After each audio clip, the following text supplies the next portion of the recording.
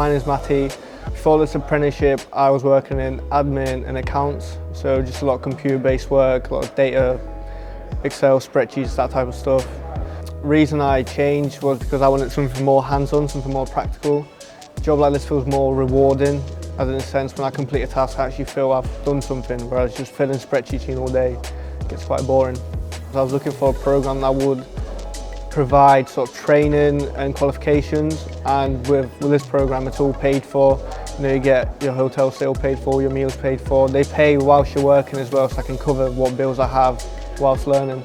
At the Universal Skill Group Centre, I think the staff are really helpful, really nice, especially to do with the mental health aspect or the side of things.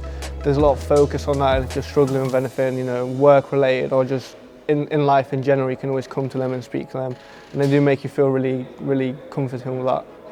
The experience so far has been quite intense because obviously this is all a new field to me, so there's a lot to take in, but the mentors, you know, they're doing a really good job, and there's a lot of facilities provided that you'll see out in the real world, so you can kind of get a grasp of how it's really going to be like when I'm doing the job.